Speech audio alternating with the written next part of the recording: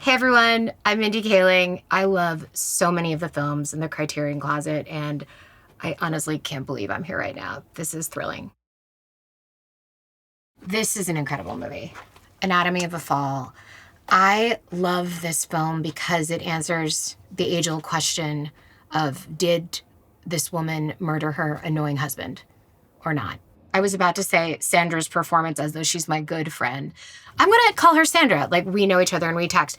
Her performance is so good, I actually wasn't aware of her. It's exactly the kind of thriller that I like, a domestic thriller. Next is the classic Love and Basketball, directed by the iconic Gina Prince-Bythewood. This is one of those movies that made me want to write for TV and film. And what I like about this romantic movie is that it kind of proves that competition can be foreplay. That is the kind of romance I like, when two people are ambitious people gunning for the same thing, and that's what the two leads in this movie are. Also, I do a TV show about basketball. Basketball is hot, okay? We all know it, and this movie is one of the first movies that showed us all how hot basketball could be. Also, these two leads could not be better looking. So this is gonna go in the bag as well. All right, I'm really excited about this one. This is a movie that is very special to me, Frances Ha.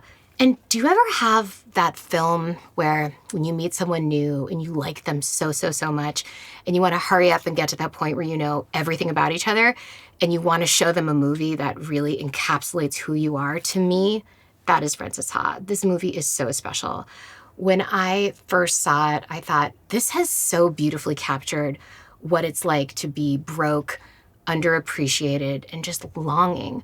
But instead of romantic longing, it's longing for close, intimate female friendship. And Greta is luminous in this movie. And I'm not throwing around the word luminous. Oh, this is such a blast from the past. This is A Room with a View, and it's a Merchant Ivory film, which if you're Indian and you were around in the 80s and the 90s, Ishmael Merchant was so huge for us because he was one of the people we could look to as really making it in the business and being successful. And for someone like me, that was so meaningful. But it was also one of those movies where I think up until then, my favorite movie was Sister Act 2.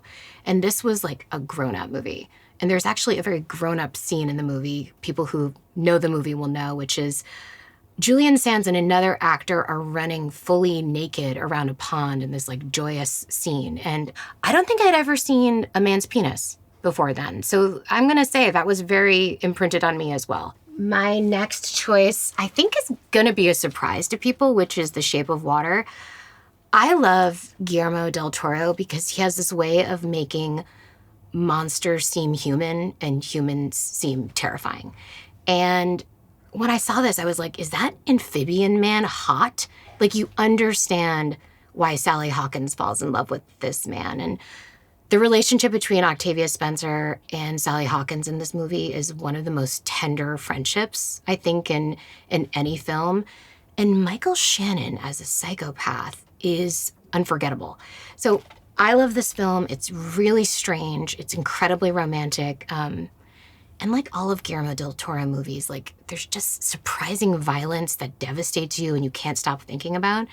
And a couple images that I just have seared in my head forever. So I'm gonna take it home with me. This is Mississippi Masala, directed by the iconic legend, Mira Nair, before she was the mother of New York's mayor.